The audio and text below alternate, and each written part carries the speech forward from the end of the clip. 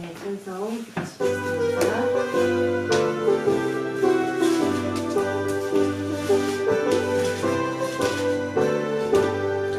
내 삶 바꿔서 예수를 안 뒤 나의 모든 것 다 변했네.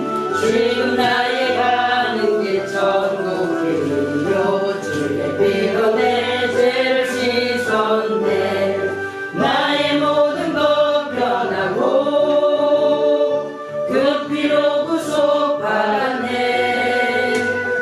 하나님은 나의 구원 되시오니 내게 정죄함 없겠네. 주님 밝은 빛 되사 어둠을 지고 나의 모든 것 다 변했네. 지금 내가 주 앞에 온전케 됨은 주의 공로를 의지함일세. 나의 모든 것 변하고 그 피로 구속받았네. 하나님은 나의 구원 되시오니 내게 정죄함 없겠네. 내게 성령 임하고 그 크신 사랑 나의 맘에 가득 채우며 모든 공포 내게서 물리치시니 내가 항상 주 안에 있도다. 나의 모든 것 변하고 그 피로 구속받았네. 하나님은 나의 구원 되시오니 내게 정죄함 없겠네. 아멘.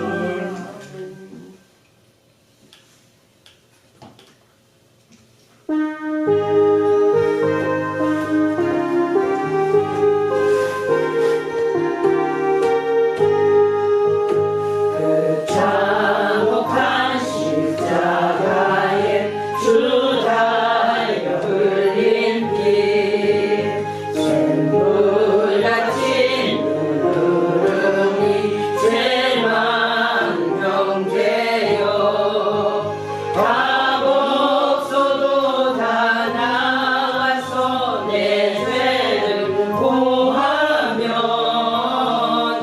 눈보다 더 이도록 찬송 여러들이 나 믿노라 보혈의 공로를 없어도 피 흘리사 날 구원하셨네. 그 흉악한 한강도는 죄를 깨달아 죄 없으신 주 예수를 구주로 믿었네.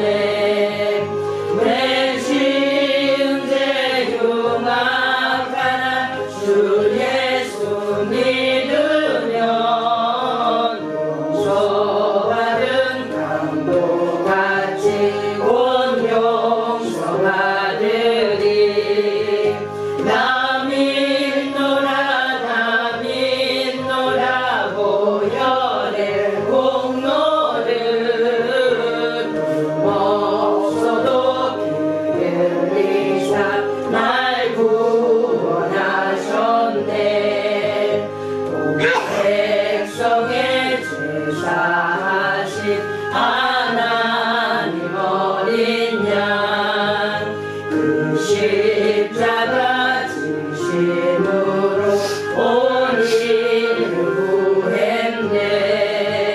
저 영원한 새날에 다같이 모여서 금 검은 곳 한곡조로 새노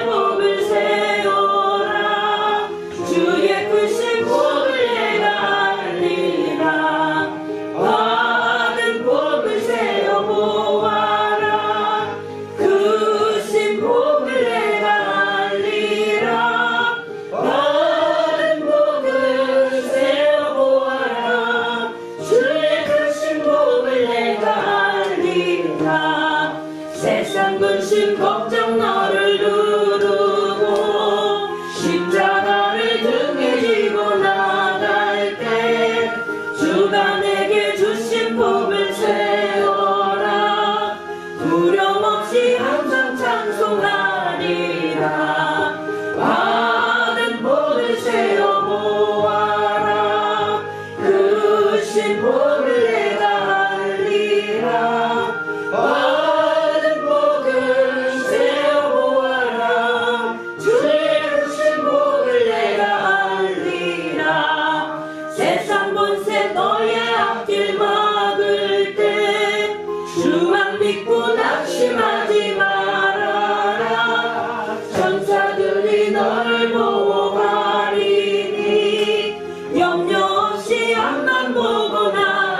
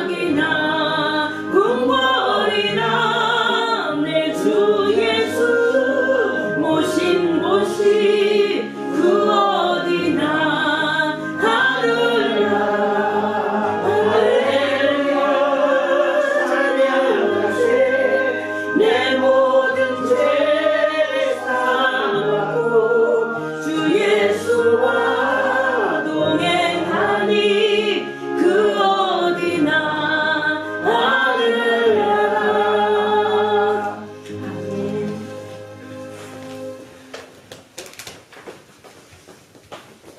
할렐루야. 네. 네. 목면은 활짝 폈는데 네. 날은 아직 추워가지고.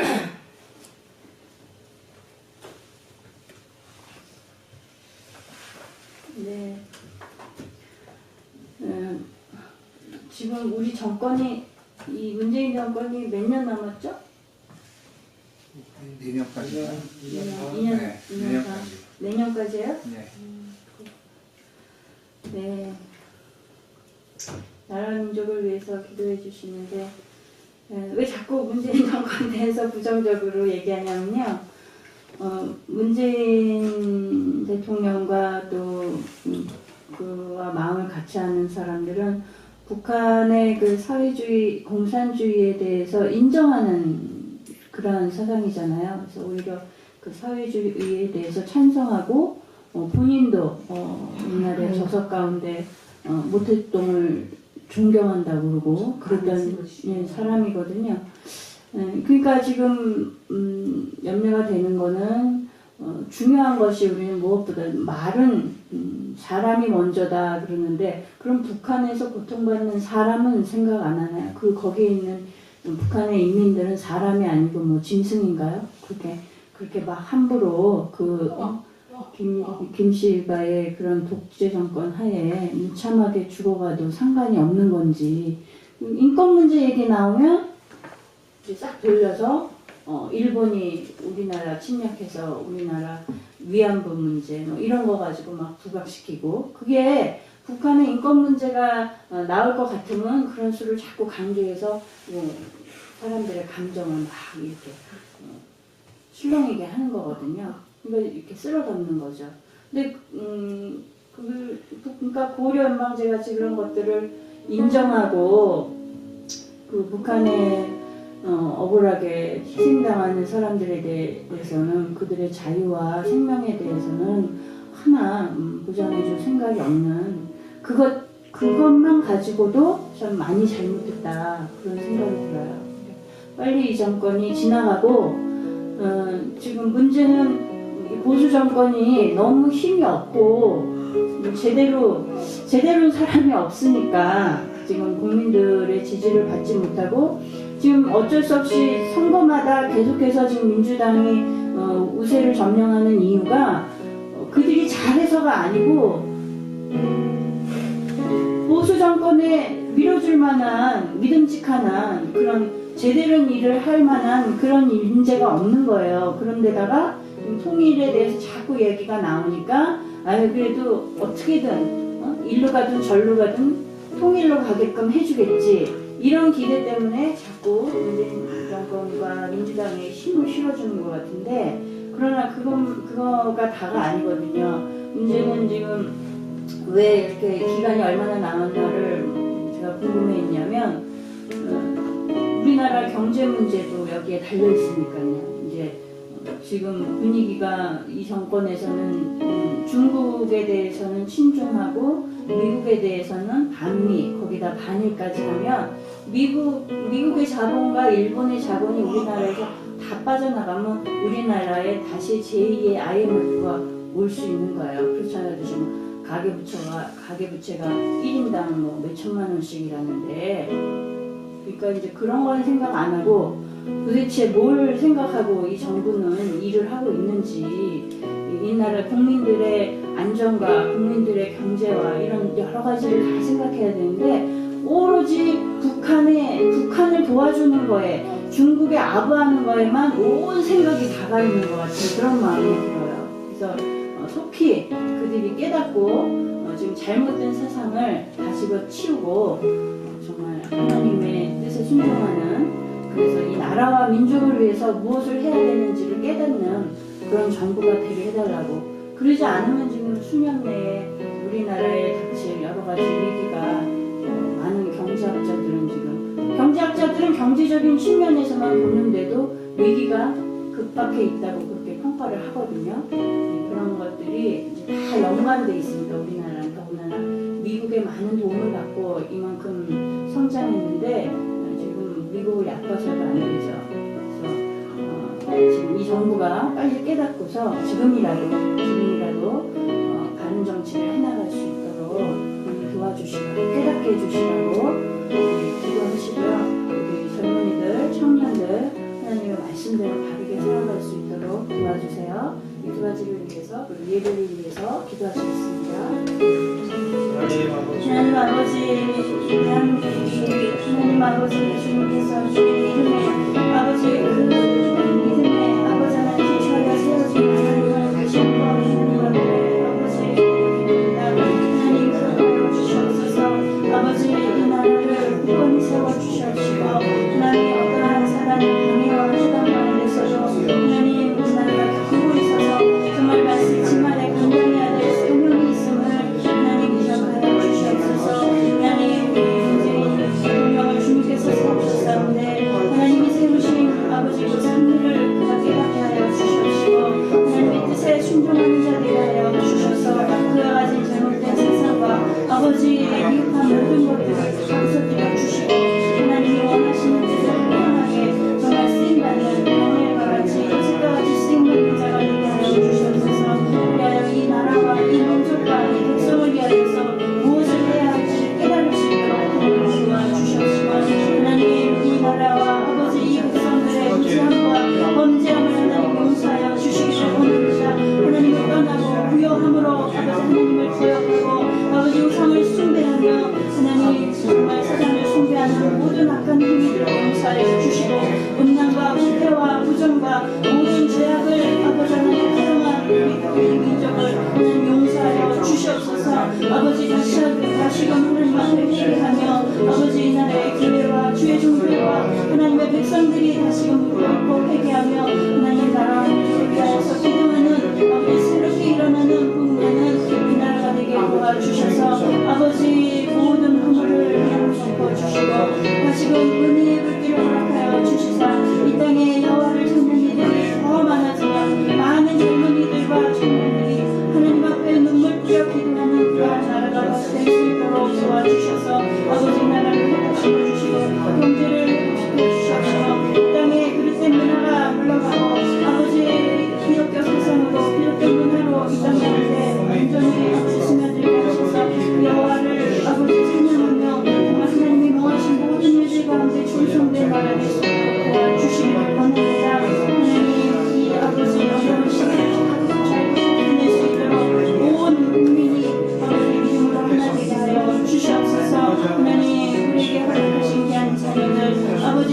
젊은이들 하나님 주님 기억하여 주셔서 아버지 저들이 정말 요새과 같이 금요일과 같이 하나님 깨끗한 신앙으로 깨끗한 믿음으로 아버지 지혜로 하나님 무장하여서 정말 이 나라 가운데 하나님 정말 빛나는 빛과 소금의 역할을 감당하는 귀한 자녀들 될 수 있도록 하나님의 지혜와 하나님의 지식으로 무장시켜 주셔서 아버지 영을 분별하며 하나님 세상 가운데 진리를 선포하는 자녀들로 성장할 수 있도록 도와주시옵소서. 오늘 예배 가운데도 주님 함께하여 주시고 주님만 영광 받으시며 허락하신 말씀들로 우리가 깨닫게 하여 주시옵소서.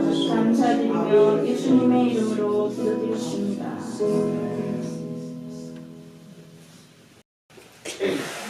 다니엘 기도하겠습니다. 여러분과 26절 할렐루야. 26절까지 교독하시겠습니다.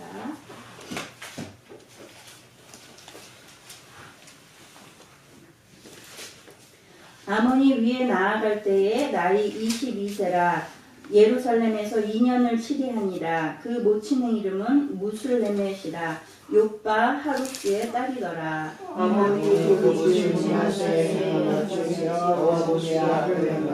그 부친의 행한 모든 길로 행하여 그 부친의 섬기던 우상을 섬겨 경배하고 그 신복들이 반역하여 왕을 궁중에서 죽임에 그 국민이 아무나를 반역한 사람들을 다 죽이고 그 아들을 지하여 왕을 삼았더라. 아몬의 행한 바 남은 사적은 유다 왕 역대 지략에 기록되지 아니하였느냐. 아몬이 요시아의 동산 자기 묘실에 전사되고 그 아들 요시아가 대신하여 왕이 됩니다. 아멘. 예, 그 아주 최악의 명성을 떨치던 므낫세가 죽었어요. 일찍 죽고 그 아들 아몬이 왕이 되었는데 왕이 됐을 때 나이가 22세래요. 아주 젊죠. 젊은 나이에 왕이 됐는데 통치를 겨우 몇 년을 하느냐 2년밖에 통치를 못하고 죽어요. 그러니까 24세에 죽은 거죠. 아주 젊은 청년의 나이에 제대로 뜻도 펼쳐보지 못한 것 같아요. 예. 이 아몬이 왕이 됐는데 안타까운 것은 자기 아버지 므낫세의 행위를 그대로 본받아 하나님 보시기에 악을 행하고 또 우상을 섬기고 경배했다고 했습니다. 어떻게 보면 자기 아버지 그 므낫세의 그 행위가 온전하지 합당하지 못했던 것에 대해서 알만한 깨달을 만한 그런 기회가 좀 적지 않았나 하는 그런 안타까운 마음도 드는데 예, 특이하게도 이 므낫세의 그 재위 시기에는 아주 두드러지게 그런 사역을 했던 선지자들이 없었던 것 같아요. 그러니까 어떻게 보면 영적인 다른 지도를 받을 만한 그러한 멘토가 없었던 거죠. 그런 상태에서 너무 어린 나이에 또 제대로 영적인 그런 교훈도 없이 그렇게 왕위에 올라서 므낫세도 그랬고 이 아몬도 역시 유다가 이렇게 심각한 위기에 치닫고 있는데 자기 아버지가 므낫세가 행했던 악한 행위들로 말미암아 유다가 어려움을 겪게 되었다는 그런 분별을 할 만도 한데 어린 나이 탓인지 아니면 말씀의 교육이 없어서인지 그는 깨닫지 못하고 아버지와 똑같이 악행을 하게 되는 그런 안타까운 모습입니다. 예, 이미 그런 풍토 가운데 짧은 시간이지만 물이 들어버린 거죠. 그래서 자기 아버지가 행한 대로 그대로 거기서 익숙해져서 또 주변에 이 진리에 대해서 가르쳐주는 사람들이 제대로 없었던 탓에 그냥 왕으로서 그 권세를 누리면서 하고 싶은 대로 자기 생각에 옳은 대로 맞다고 생각되는 대로 자기 소견에 옳은 대로 왕으로서 그냥 했던 거예요. 이 가나안 땅에 들어가서 아직 그 첫 왕이 생기기 전까지 그 여호수아 끝부분에 보면은 이 사람들이 각자의 왕이 없으므로 각자의 소견에 옳은 대로 행하였더라. 그 말씀이 마지막에 있거든요. 그러니까 지도해주는 사람이 없고 진리를 가르쳐주고 훈계하는 사람이 없고 매를 때려서라도 바른 길로 가게끔 해야 되는데 그런 사람이 없으니까 자기 마음대로 내 생각에 옳다고 생각하는 대로 그냥 행하는 거죠. 그게 뭐겠어요? 그게 우리 자아가 살아서 우리 자아의 의지대로 사는 삶이 바로 내 소견에 옳은 대로 사는 것이 바로 자아가 왕성하게 살아서 움직이는 그런 모습이라고 할 수 있습니다. 예, 안타깝죠. 그래서 하나님은 이스라엘 백성들에게 계속해서 이렇게 하나님의 율법을 부지런히 가르치라고 수도 없이 명령을 하셨고요. 우리 예수님이 유대의 종교 지도자들에게 정말 너희가 천지는 분별하면서도 어떻게 이 시대에 하나님이 허락하신 시대의 표적은 분별하지 못하느냐. 그러니까 그렇게 겉은 멀쩡하고 많은 것을 알고 있고 율법을 알고 있다고 해도 또 하나님이 허락하신 그 시대의 표적이 뭐겠어요? 예수 그리스도께서 메시아라는 그런 분명한 표적들이 보임에도 깨닫지 못하고 말씀에 예언된 대로 오셨음에도 깨닫지 못하는 그 우매함을 예수님께서 책망하셨거든요. 그러니까 율법은 잘 알지만 하나님이 하시는 일들이 어떤 것인지를 제대로 깨닫지 못하고 알지 못했던 거죠. 무지한 거죠. 예, 박성 교사님이 그러시더라고요. 지혜는 지식에 근거해서 지혜가 나온다. 지식이 없이 어떻게 지혜가 나오겠느냐, 그런 얘기를 하신 것 같이 우리가 주변에 정말 또 가족들에게, 자녀들에게 우리 하나님의 말씀, 이 진리에 대해서 부지런히 열심으로 전하고 가르쳐야 되겠습니다. 그러니까 진리를 명확하게 가르쳐줘야 사망의 길이 무엇이고 생명의 길이 무엇인지를 분명하게 알려줄 수 있잖아요. 모르는 자들이. 물론 사람이 스스로 깨닫고 하나님을 만나는 경우도 있지만 그거는 아주 0.001% 아니겠어요? 이 타락한 인간의 DNA로는 하나님을 스스로 알아서 찾아서 진리를 스스로 찾아서 가고 하나님께로 다가가는 일은 거의 없다고 생각해야 될 것 같습니다. 우리 지난주에 제가 로마서 6장 읽어보시라고 숙제 내드렸는데 읽어보셨어요? 오늘 읽으셨죠? 로마서 6장 17절 18절만 한번 읽어보겠습니다. 여기 로마서하고 고린도전서 끝부분에 탁 이렇게 열면 바로 나와요.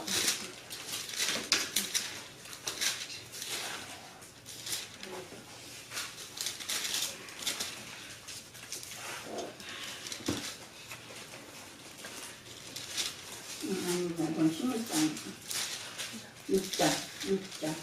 6장 17절 18절.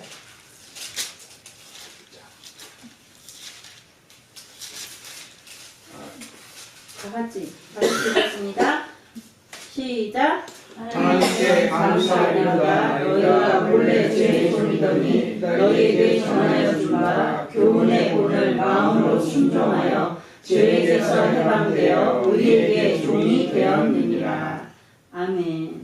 네, 지난주에도 말씀드렸죠. 우리가 우리 안에 계신 이 예수 그리스도의 그 진리를 따라 우리의 옛사람이, 우리의 옛 자아는 이미 죽었고 내 안에 사신 예수 그리스도를 따라 사는 삶, 내 자아가, 내 육신이 원하는 대로 살기를 거부하고 내 안에 계신 예수님이 원하시는 삶을 우리가 순종하려고 정말 결심하고 사는 그러한 것이, 그러한 믿음으로 우리가 살아가야 되는 거, 사는 것이 바로 예수로 사는 것이다, 그렇게 말씀을 드렸었는데요. 네, 이 아몬이 이제 23절에 보면 죽어요. 죽는데 적이 유다를 침공해서 전쟁을 통해서 죽은 것도 아니고, 아니면 무슨 지병이 있어서 병으로 갑자기 죽은 것도 아니고, 참 안타깝게 24세의 젊은 나이에 죽는데 어디서 죽느냐? 궁중 안에서 죽어요. 그것도 자기를, 왕을 보호해야 될 그러한 그 사람들이 있는, 왕을 보호할 책임이 있는 그런 사람들이 있는 이 왕궁에서, 가장 왕이 안전해야 될 이 왕궁 안에서 죽임을 당합니다. 아마도 역성 반란이 일어난 거죠. 그래서 이 왕을 죽이고 자기들이 왕이 되기 위해서 이 아몬 왕을 죽인 것 같아요. 그러니까 왕을, 이 유다 땅에서 왕을 이렇게 암살한 경우는 굉장히 드문 경우잖아요. 북이스라엘에는 아주 빈번했죠. 그런데 이 남유다에서는 이게 참 드문 일인데 이런 일이 일어나고 말았어요. 그러니까 사람을 자기의 인생과 자기의 목숨을 사람에게 의지하고 맡긴다는 게 참 허망하게 느껴지는 그런 순간이라고 할 수 있겠습니다. 그러니까 우리의 안전이, 나의 안전이 어느 다른 사람에 의해서 보장되는 것이 아니라는 걸 우리가 분명하게 알아야 되겠어요. 바로 하나님께서 우리를 보장해 주시고 보호해 주시지 않으면 우리의 생명이 언제 어떻게 될지 우리가 장담할 수 없는 거죠. 그래서 다윗은 천만인이 나를 둘러 치려하여도 나는 두려워 아니하리이다. 어떻게 이렇게 노래할 수 있었을까요? 내가 사망의 음침한 골짜기로 다닐지라도 해를 두려워하지 않는다. 이렇게 아주 고백을 했는데요. 이거는 하나님 여호와께서 자기를 보호하고 계시다는 그런 확실한 믿음이기 때문에 이런 고백과 찬양을 할 수 있었겠죠. 다윗은 아주 몸에 그 전쟁터가 그냥 몸에 배어 있는 군인으로 일생을 거의 살았어요. 왕이 된 이후에도 많은 전쟁터를 돌아다니면서 그가 살았지만 주 무대는 전쟁터였고 잠자리도 주로 전쟁터였지만 그는 전쟁터에서 죽지 않았죠. 그가 당한 위기는 정작 위기를 겪은 것은 자기가 살고 있는 궁중에서였어요. 바로 자기 아들, 그것도 아들 압살롬에 의해서 왕의 목숨이 위태롭게 되는 그런 위기를 겪게 되죠. 왜 이런 위기를 겪게 됐나요? 이유가 하나님 앞에 범죄함으로 하나님과의 관계가 이제까지 친밀하게 여호와를 찬양하고 여호와의 뜻을 따라가고 하나님의 음성을 들으며 그렇게 지내었던 다윗이 하나님 앞에 범죄함으로 하나님과 멀어진 거예요. 단절된 거예요. 그 시기에 바로 이러한 위기가 왔다고 보여집니다. 네, 이렇게 우리 사람의 인생의 안전 여부는 하나님과 화목한가 그렇지 않은가에 달려있다고 해도 과언이 아닌데요. 우리가 모든 사람과 화목하기 원하죠. 모든 사람과 화목하기 원하고 평화하기 원하고 또 그 안전하기를 원하는데 그렇다면 그에 앞서서 먼저 생각해야 될 것이 하나님과 먼저 화목해야 되겠다. 우리가 정말 하나님과 내가 밀접하게 함께하고 있고 하나님의 뜻이 나의 뜻이고 나의 뜻이 하나님의 뜻이 된다면 그건 하나님과 아주 밀접한 관계가 아니겠어요? 네, 어떤 목사님이 우리가 우리 안에 성령께서 계시고 우리가 우리 안에 성령의 음성을 듣기를 원하고 그러잖아요. 그런데 이제 우스갯처럼 성령님은 오실 때는 천천히 걸어오셨다가 나가실 때는 벤츠를 타고 나가신대요. 그러니까 그 더성교사님이 그 성령의 비둘기 같은 성령 이야기하면서 산비둘기, 집비둘기 얘기하셨나요? 제가 헷갈리는데 사석에서 들은 건지 시간에 들은 건지 헷갈리는데, 네, 이 비둘기가 두 가지가 있대요. 도부가 있고 피존이 있대요. 그 도부하고 피존이 비둘기 이름인 종류 이름인지 처음 알았어요. 그게 이제 도부는 그 사람에게 잘 그냥 함부로 가까이 안 온대요. 피존은 이렇게 광장이나 이런 데 가면 막 먹이 먹으러 달려들고 막 그러는 그 비둘기 있잖아요. 그게 피존이래요. 네. 그런, 그 비둘기는 사람들한테도 막 가까이 가고 그런데 이 도부는, 소리가 커지거나, 위협을 느끼거나, 이러면은, 굉장히 예민하고 주의를 기울여서, 떠나버린대요. 그래서, 비둘기가 가까이 둥지를 틀었다가도 그 집에서 큰 소리가 나고 싸우는 소리가 빈번하고 이러면 어느새 없어지고 없다고 그래요. 그래서 마치 성령께서도 이 도부와 같이 비둘기와 같은 성령과 같이 이렇게 우리 안에 임재하시지만 우리가 이렇게 하나님이 기뻐하시지 않는 그러한 혈기나 분냄이나 이렇게 죄악이나 이런 것들 가운데 많이 우리를 노출시키고 그러면 성령께서 기뻐하시지 않는다는 것을 비유적으로 표현을 했던 것 같아요. 우리 요한복음 10장 28절 29절에 보면 내가 저희에게 영생을 주노니 영원히 멸망치 아니할 터이요 또 저희를 내 손에서 빼앗을 자가 없느니라. 저희를 주신 내 아버지는 많이보다 크심에 아무도 아버지 손에서 빼앗을 수 없느니라. 그러니까 하나님께서 우리와 영원히 함께 하시겠다는 그런 분명한 말씀이죠. 네, 참 어떻게 보면은 신학적인 논란의 여지가 있기는 한데 어떤 목사님이 그런 목사님을 몇 명 봤어요. 자살하는 문제에 대해 크리스천이 자살하는 문제에 대해서 그것은 이 말씀을 예로 들더라고요. 그러니까 이 말씀에 이렇게 있기 때문에 한번 하나님께 택하심을 받은 사람은 무슨 일이 있어도 구원 받는다라는 그런 취지로 얘기하는데 그건 조금 다른 것 같아요. 하나님이 주신 생명을 더군다나 하나님의 자녀가 된 이후에 스스로 파괴하는 것에 대해서 하나님이 그것에 대해서조차 그냥 묵과하시고 그러실까? 그거는 아닌 것 같아요. 그러기에 우리가 늘 하나님의 임재를 우리가 체크하고 하나님이 나와 함께 하시는지, 성령께서 나를 주관하고 계신지, 내가 성령의 음성에 기울이고 순종하고 있는지를 항상 예민하게 체크할 수 있어야 되겠습니다. 네, 이 반역자들이 아몬 왕을 죽인 것은 자기들이 이제 왕권을 차지하려고 했던 거죠. 물론 그 배후에는 이 하나님 앞에 거역하는 왕인 므낫세 아들 아몬을 심판하시려는 하나님의 그 섭리가 뒤에 있는데요. 그렇다고 해서 하나님께서 그들을 이용해서 이러한 일을 하도록 시키신 게 아니잖아요. 그죠?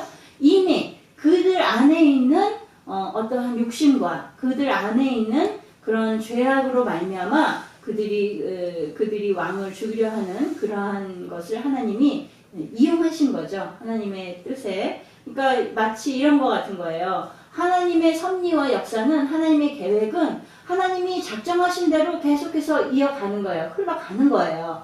그런데 예를 들어서 예수님께서 이 땅에 오셔서 우리를 위해서 십자가를 지고 죽으시는, 그러니까 우리를 위해 대신 죽으시는 그러한 사건은 하나님이 이미 예정하시고 계획 가운데 있는데 사단이 이를 방해하기 위해서 예수님을 십자가에 죽여버린 거잖아요. 그 과정 속에서 보니까 가룟 유다가 예수님을 제사장들에게 팔아먹죠. 은 30냥에 팔아먹잖아요.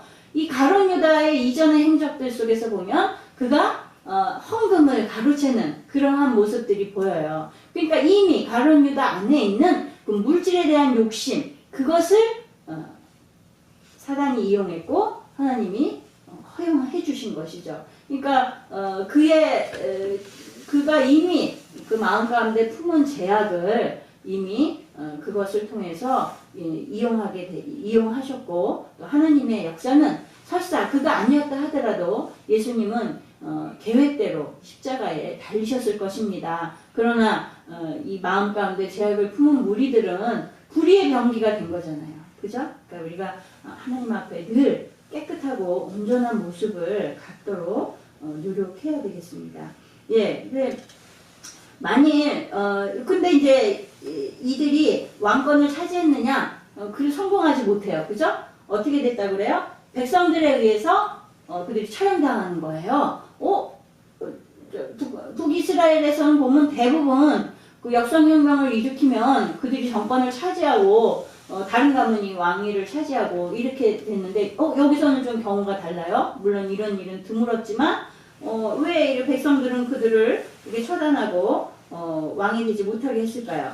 그거는 비록 그동안 백성들도 므낫세와 더불어서 종교적으로 타락하고 그러긴 했었지만 그래도 다윗 왕조가 계속 왕조를 이어가야 한다는 그 정통성만을 그래도 지켜가야 한다. 그러한 확고한 그런 것들이 있었던 것 같아요. 근데 만약에 그들이 그냥 그 반역이 성공했다. 백성들이 그들을 허용해서 왕으로 옹립을 했다. 그러면 이건 어떤 일이 일어나는 거냐? 하나님이 약속하신 다윗의 혈통을 끊어버리지 않으시겠다고 하신 그 약속이 못 이루어지는 거죠. 성취되지 못하는 거고 헛것이 되는 거죠. 그리고 다윗, 중요한 것은 다윗 가문 속에서 메시아가 구원할 메시아가 오시겠다 하고 하신 그 예언이 끊어져 버리게 되는 거죠. 그죠?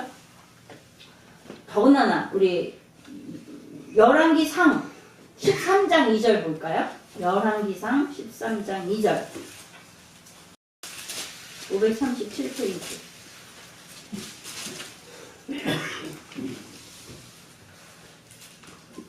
읽어보겠습니다. 시작.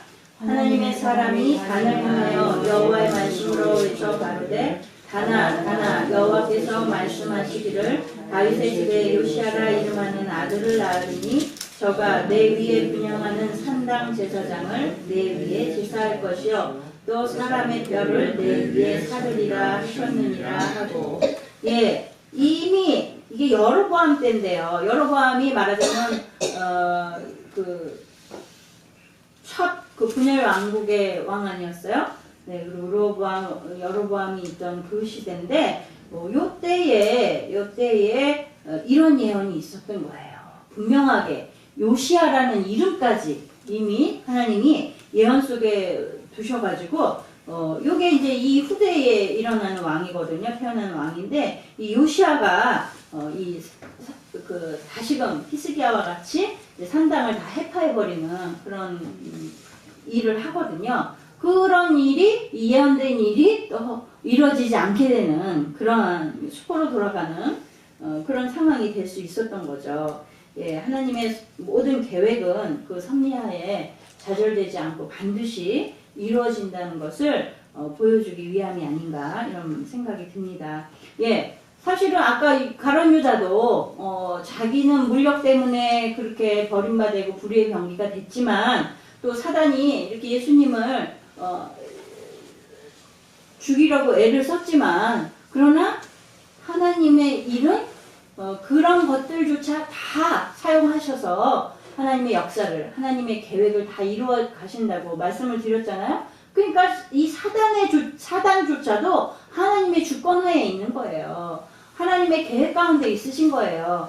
그렇기 때문에 우리가 하나님이 말씀하신 모든 일들이 성경에 기록된 일들이 반드시 이루어질 것이라는 그런 우리가 확신을 가져야 되겠습니다. 하나님을 사랑하는 자, 곧 그 뜻대로 부르심을 입은 자들에게는 모든 것이 합력하여 선을 이루느니라. 아멘. 우리가 의의 병기가 돼야지 불의의 병기로 쓰임받으면 안 되죠. 그러기에 우리가 정말 성령을 모시고 성령의 음성에 귀 기울이면서 우리를 항상 정결하게 정말 하나님의 일에 쓰임받는 사람이 될 수 있도록 애를 써야 됩니다. 예, 에베소서 1장 11절에 모든 일을 그 마음의 원대로 역사하시는 자의 뜻을 따라 우리가 예정을 입어 그 안에서 기업이 되었으니 우리 어떠한 위기가 우리 속에 있다고 하더라도 하나님이 정말 안 보이는 것 같고 안 계신 것 같은 그런 참혹한 지경에 혹시 처하게 되더라도 우리는 하나님께서는 살아계시고 우리 삶 가운데 계속해서 하나님의 계획을 이루어가고 계신다는 것을 믿고 의심하지 않는 그런 신앙을 해야 되겠습니다. 네, 25절 보면요. 예, 아몬의 행적이 유대 왕 역대지략에 기록됐다고 말을 합니다. 이 아몬뿐 아니라 모든 유다의 왕들이 다 이렇게 동일하게 적용되는 사실인데요. 유대 왕 역대지략에 그 행적이 기록됐다고 하는 이 모든 일들이 그러니까 왕이라도 이 기록은 볼 수가 당시에 없어요. 왜냐하면 왕이 보게 되면 볼 수 있게 되면 이거는 창피스러우니까 이거는 지워 이렇게 되면 곤란하잖아요. 우리나라 역사 속에도 그런 것들이 있죠. 그러니까 왕조차도 그것을 볼 수 없게끔 그렇게 만들어졌었다 그래요. 그러니까 어떻게 나의 행한 일들이 기록될 것인가를 신경 쓰면서 왕들이 일을 해야, 그러니까 후대에 내가 평가받는 거잖아요. 이 기록으로 말미암아서. 그러니까 그런 걸 생각하면서 많이 행동하는 왕들도 있었던 거죠. 예, 우리가 여기서 알 것은 이렇게 한 나라의 왕이나 통치자만 이런 행적이 기록되는 게 아니라고 성경에서는 얘기해요. 누구나 자기가 살아온 인생에 대한 발자국을 남기게 됩니다. 그래서 하늘에서 그 기록이 있다고 그러시죠. 하나님께서 각 사람이 남긴 이 인생의 이 기록들, 인생의 발자국을 보시고 그 사람에게 그 사람이 행한 대로 갚아주신다고 성경 곳곳에 말씀이 되어 있습니다. 그래서 우리가 하루하루를 소중하게 또 후회 없이 살아야지 생각 없이 되는 대로 내키는 대로 내 맘대로 살았다가는 반드시 이 통한의 눈물을 흘리게 되겠죠. 모든 사람이 자기가 심은 대로 거둔다고 그러셨어요. 물론 이 삶 속에서 나그네와 같은 이 인생 속에서도 그것을 그대로 받게 됐지만 의를 심으면 하나님의 축복을 받을 것이고 불의를 심으면 그 불의를 그대로 거둘 것이라고 하셨으니까 이 생애 가운데서도 우리가 육신의 생애 가운데서도 그것을 그대로 받지만 우리가 주의 나라에 갔을 때에 그리고 마지막 백보자 심판대 앞에서 이것이 분명하게 드러난다고 성경에 분명히 나와 있습니다. 그래서 어떻게 보면 겨울에 그냥 눈이 서먹히 올해는 별로 그런 적이 별로 없어요. 그죠? 눈이 서먹히 왔다가 한번 상상을 해보세요. 눈이 깨끗한 언덕 위에 그냥 깨끗한 눈이 쫙 덮였는데 우리가 거기를 걸어가는 거예요. 자, 저벅 걸어가서 한참 걸어가서 뒤를 착 돌아봤다고 생각해 보세요. 그러면 내 발자국이 이쁘게 착착착착 놓여 있으면 얼마나 그 상쾌하고 기분이 좋아요. 그런데 거기 그 눈길을 그냥 막 지저분하게 막 그냥 헤치면서 걸어갔다면 뒤돌아봤을 때 지저분하고 보기 싫겠죠. 우리가 이런 발자국을 인생의 발자국을 남길 때에 정말 깨끗하고 하나님이 축복하실 만한 칭찬하실 만한 그런 인생의 발자국을 남기는 성도로 살아가야 되겠습니다. 예, 이것이 바로 하나님께서 나를 판단하시는 근거인 거예요. 내가 행한 것이 하나님이 나를 판단하시는 근거가 되는 거죠. 베드로전서 1장 17절 한번 마지막으로 읽고 말씀 마치겠습니다. 베드로전서 1장 17절.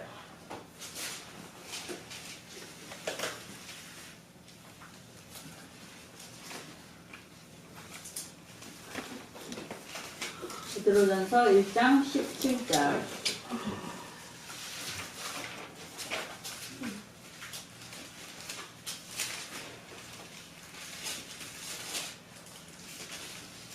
시작. 외모로 보지 않고 각 사람의 행위대로 판단하시는 자를 너희가 아버지라 부른즉 너희의 나그네로 있을 때를 두려움으로 지내라. 아멘. 분명하게 있죠, 그렇죠? 예, 그리고 계시록 20장 제가 읽어드릴게요. 12절에 또 내가 보니 죽은 자들이 물론대소하고 그 보좌 앞에 섰는데 책들이 펴있고 또 다른 책이 펴졌으니 곧 생명책이라 죽은 자들이 자기 행위를 따라 책들에 기록된 대로 심판을 받으니. 이 말씀 읽을 때마다 그냥 뜨끈뜨끈해요. 네, 우리 하나님 앞에 바르지 못했던 거 돌아보니 바르지 못했다 하는 그런 것들은 반드시 여러분 깨끗하게 속속들이 회개하시는 그런 순간들을 가지셔야 되겠습니다. 예, 어쨌든 한 사람의 인생, 이 생애라는 거는 비록 뭐 이렇게 짧든지 또 길든지 어쨌든 중요한 의미를 가집니다. 이 땅에 하나님이 우리에게 생명을 허락하신 분이 하나님이죠. 저절로 이 땅에 온 사람은 아무도 없고 자기가 원해서 취하는 것이 생명도 아닌 거예요. 하나님이 주신 것이 우리 인생의 생명인데 그러나 그 생을 살아가면서 반드시 언젠가는 우리가 성적표를 받게 됩니다. 인생의 성적표를 받았을 때에 정말 하나님 앞에 칭찬을 들을 것인지 책망을 들을 것인지 그건 우리의 행위에 따라 다르겠죠.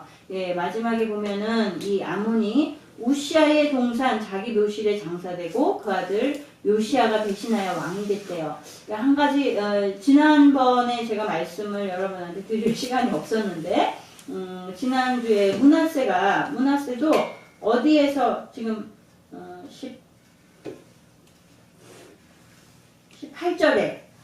18절에 보면 문하세와 결조 함께 자매 궁궐 동산 곧 우사의 동산에 장사되고 그랬거든요. 이 유다의 왕들은 다 열왕의 묘에 다 들어가게 돼 있는데 그리고 다 그랬는데 이 지금 문하세하고 아몬은 이 열왕들의 묘지가 아니라 이 개인의 땅에 개인의 자기 소유의 그런 묘지에 장사가 된 거예요. 어떻게 보면 좀 비참한 거죠. 왕의 묘실에도 들어가지 못하는 그런 악한 자들로 분류가 됐다는 것에 참 안타깝습니다. 예, 우리가 우리 인생에 그러기에 부단한 점검이 필요하고 또 어떤 면에서 좀 우리가 항상 은혜가 충만할 수만은 없잖아요. 그러니까 은혜가 좀 소멸됐다. 그러면 은혜가 떨어졌다. 그렇게 느낄 때는 그대로 방치하지 말고 얼른 재충전을 해서 정말 성령의 충만한 상태로 내가 누립할 수 있도록 여러분이 그러한 민감한 태도가 있으셔야 될 것 같습니다. 네. 이러한 다시 모든 기독교를 제외한 거의 모든 종교들의 윤회의 개념이 있어요. 그죠? 불교도 영겁이라고 그러죠. 요즘 다시금 태어나고 뭘로 태어나고 그 다음 뭐로 태어나고 어쩌고 그러는데 그 다 헛소리죠. 다시 태어나봐야 뭐만 더 져요? 죄만 더 짓는 거지. 이거 잘못 알고 있는 건데 우리 인생은 또다시 주어지는 것이 아니기 때문에 기회가 그냥 오고 또 오고 또 오고 그러는 것이 인생이 아닌 것입니다. 기회는 우리에게 한 번만 오늘이 전부다. 우리가 그런 마음을 갖고 하루하루를 사셔야 되겠습니다. 네, 기도하시겠습니다. 전능하신 하나님, 우리에게 하나님이 생명을 주셨습니다. 그리고 정말 우리에게 나의 자녀라 하는 이러한 이름을 주시고 우리로 정말 구원받은 백성으로 기업을 허락하여 주셨음에 감사를 드립니다.